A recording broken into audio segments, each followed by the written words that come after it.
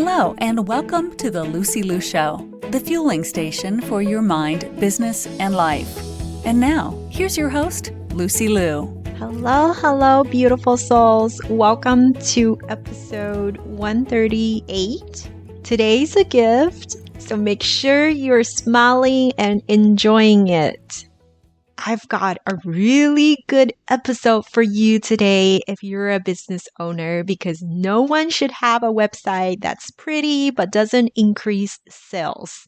Today on the show, I'm really excited to have Liz Cortes here. She and her husband is the owner at Rebel Fish, a local marketing agency in San Diego. She helps local businesses to design a better website so that their traffic strategies like local SEO and Google Ads convert better. So if you have a business, even if it's virtual, you don't want to miss this episode.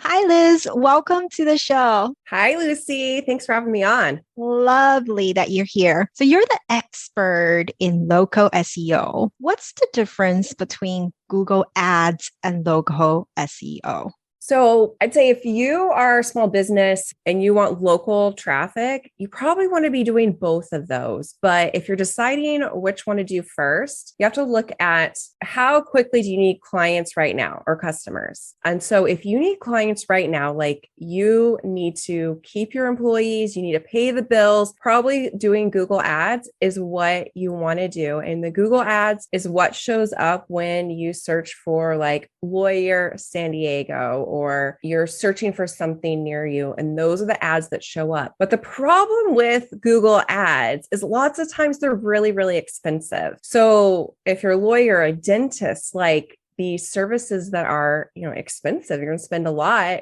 and you're wanting to choose the right person. It could be like $20 for one click. So it's like click $20, click $20. And someone may just accidentally be clicking. And so you could be spending a ton of money. So like dentists could be spending like $3,000 a month on Google Ads. For small businesses, a lot of people don't have $3,000 and they don't have all this money to spend on Google Ads. So that's why I really love local SEO. It's a longer term strategy. You could be writing blogs and doing local SEO strategies for 9 months before Google really recognizes you. So you have to be patient. I think it's for someone that really believes they have a great reputation and they just want Google to show them on more Google searches organically. And I think it's totally worth it to write blogs or create videos. I mean, even you doing a podcast, like that gets ranked by Google based on the transcription and the title of the podcast. And so Google is huge. That's where you want to be playing. And so ultimately you could do both. If you really need customers, just do Google Ads, but you're going to spend a lot more money with that strategy. Or if you are willing to be patient and you want to build a solid foundation, do local SEO. Okay. So your company helps small business with their local SEO, right? So what does that exactly entail?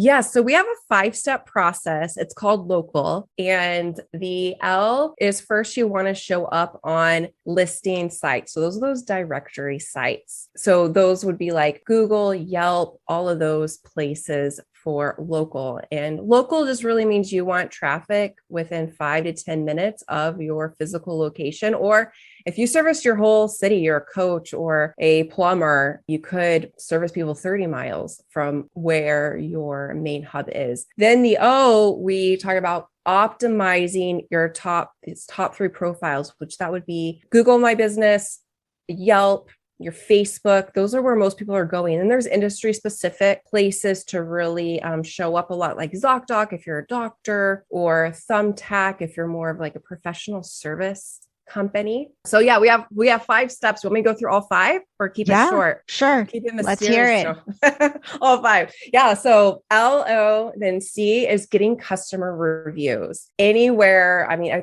I know people are nervous to ask for reviews because you don't know if someone's going to leave you positive feedback, but I think it is so important to get feedback from all customers, whether it's positive or negative, but you want to at least have 10 reviews on each of those platforms. So that way, if you ever get anything bad feedback, you're not going to drop to like a 3 or 4-star rating. So get customer reviews. And we have a process that we teach to email asking for customers and to text them right when they had a really great experience. The next is A for accelerate growth. with on your website through local SEO. And so you do on-page SEO on your website. So on-page SEO is just text and stuff that you put on the back part of your website. You've probably seen a little box that says SEO on the back of your website if you ever logged in there. And it's text that you put in there and keywords that you put in there so that you can communicate best with Google, because Google is an algorithm. If you just have pictures all over your website, I saw photography the other day, they had pictures everywhere. Well, Google can't read all those pictures. There's some text that's on a photo if you set up correctly with keywords, but most of the time, like Google's looking for the words. So you have to make sure you have those words written on your page. A lot of times I see website pages that don't have enough words. Maybe they have only 500 and Google wants to see like 1,500 words. And how do you do that? So that's what on-page SEO is. And then the last one on local is L for link building. So link building is like what we're doing right now. Like you are interviewing me on a podcast and there's going to probably be a link with my website. That's link building. And so that's what you want to do. So for local businesses, you can get links on like if you're a pediatric dentist, you get a link by sponsoring Little League jerseys and get one on the school website. You could get links by speaking at a university and get a link to your website. And so there's different ways for you to get links. Being on the news gets you a link. So link building just shows Google that you are important to be known and be seen. And as you get more links organically, naturally, one-on-one, not just going and buying them, but you'll really get more traffic to your website. Thank you for sharing local. What are some mistakes you've seen with your clients or other Google business profiles? So the biggest mistakes that I'm seeing lately is Google has been adding more categories. So you can add a category, you have a primary category on your profile. And I was just watching a training, like I think Google added like 25 new categories. So when we had our first client, which was a laundromat, back then, 7 years ago, there was no category called laundromat. Now there's like lots of categories around that. Now we can put that there. So you want to check Google frequently, especially if you're in a more niche like industry, to make sure that you have the right category for industry. So like last week, we were working with a biohacking gym, really cool stuff that they're doing up in Orange County. And we were going between, are they called a personal trainer? Are they a gym? Is it a fitness center? It's really none of that because it's so advanced, the technology that they're using. But after all of our research, we decided to keep them as a personal trainer because the user that is searching for a personal trainer is really going to like it that they're cheaper than a personal trainer, but they're actually going to get better results than a personal trainer. So that's one way. Just check out the categories and make sure you choose the right one. And you can have secondary categories. So add the extra ones and hopefully you get found on more Google searches. So it's really about keeping your profile updated, right?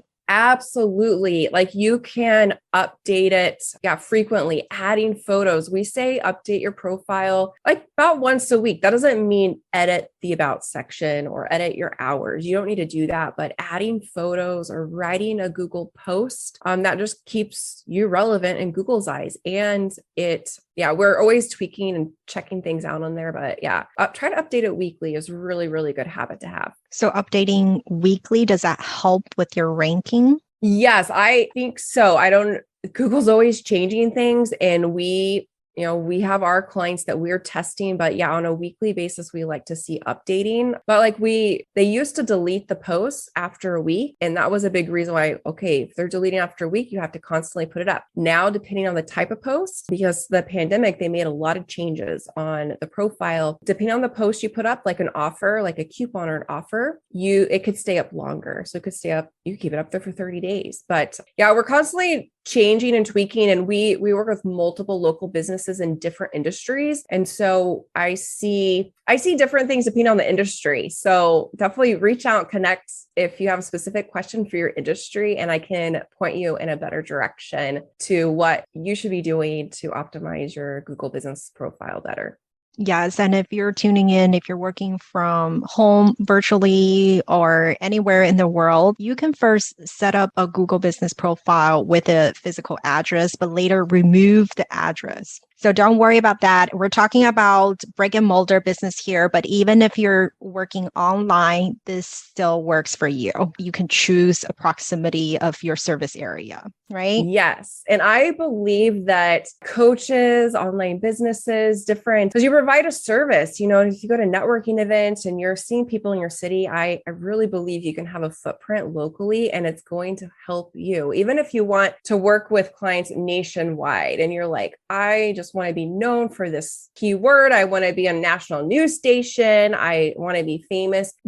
I really believe starting local is worth the time and the energy to be known locally and to get seen more. And then that's going to make you bigger and to get known in your whole city or the whole state or the region and then go from there. It's totally worth it. Yes, thank you, Liz. And what do you think about putting prices on your website? I'm a fan of putting prices on the website because I just look at what do I want to know? My first thought when I go to anyone's website is how much does this cost? And I'm sure other coaches, they are like, well, if you're high ticket, if you're over $1,000 or $2,000, you shouldn't put your prices up there. And we put our prices up there. Are people buying from our website without a phone call? No, heck no. Like they have a bunch of questions if they're buying high ticket, but I actually really love when I see prices. And I like that I'm seeing more agencies put the prices up there. And yeah, it may deter people that are like, oh, that's too expensive. But I really believe that if you do put your prices up there, you're going to attract your ideal clients to work with. You're not going to waste as much time on sales calls talking to people that don't have the budget or they don't see the value in what you offer. So yeah, I would do way, way less sales calls now and they're more quality that we have prices up. So I do recommend that too. Yeah, most of our clients, I'm trying to think of an industry that I don't recommend it, but I think I always recommend putting prices up. I'm actually with you on that. Cool. I love that. So what online marketing strategies are working really well for you right now? I'd say blogging is what is working the best. We took a break. That's from blogging personally. And a friend of mine was a writer in Hollywood. She also did some producing and people weren't working for a little while the past couple of years. And so I was like, you know what, in the meantime, why don't you work for us? I'll teach you how to do SEO blogging. And I really think that you could become a copywriter in the future. And I'll give you more work. Like, I believe in you. She's like, what's copywriting? What's blogging? Any of that stuff. She didn't know. She just knew Hollywood and screenplay writing, all that stuff. And so she's been a gift to have on our team because now we blog for clients. That's part of our strategy, like I shared in local, but we were not personally doing it ourselves because Robert and I are so busy fulfilling on clients. We grew a team to 6 and we just were not doing the basics that we preach. And so the past year, I'm so thankful that we got back in the blogging. I have an amazing writer that I trust, and we collaborate on every blog that you see on my personal blog website, as well as our company website.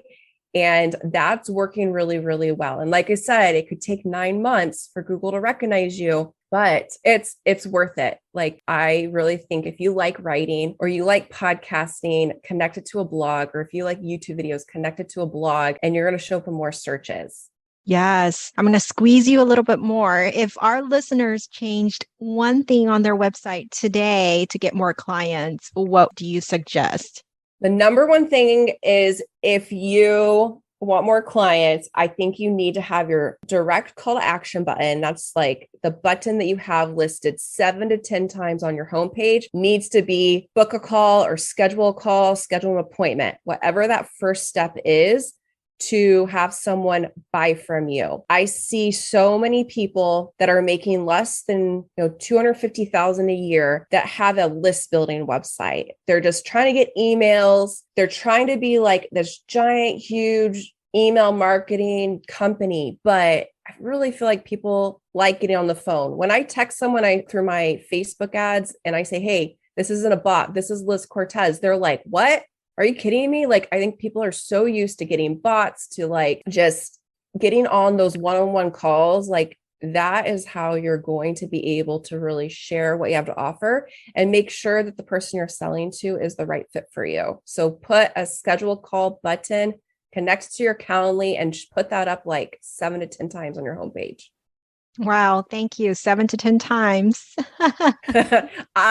Yeah, I can show you how to do that. It's not as scary or weird. It really, really works. Alrighty, Liz. As an entrepreneur going in and out of your business, what is your favorite quote that you live by? So the quote is, "If you confuse, you lose," by Don Miller. That's my favorite quote. I love that. I've actually never heard of that version. The version I used to go by is if you snooze, you lose. Oh, that one's good. Good one. All right. So where can our listeners find you at, Liz? So you can find me, I guess Instagram is where I'm hanging out the most, and it's Liz Cortes online. And I've put lots of videos up there. If you want more corporate and more really local business focus, you can go to Rebel Fish Local. Yes, and Liz has a free mini course with a checklist showing you 5 hacks to get on Google page number 1. I'll link that below. Yes, thank you so much, Lucy. Thank you, Liz. To all the beautiful souls listening, thank you for joining me on this episode of The Lucy Liu Show. When I'm not podcasting, I am coaching high-achieving women in life transitions, getting unstuck, kissing overwhelm goodbye, and living a more joyful and fulfilled life through strategic goal setting and mindset transformation. It would mean the world to me if you subscribe, rate, or share this with a friend. And don't forget to join me for the next episode. Remember, there is always a way, and more blessings are coming your way. For free resources and show notes, head over to lucylucoaching.com.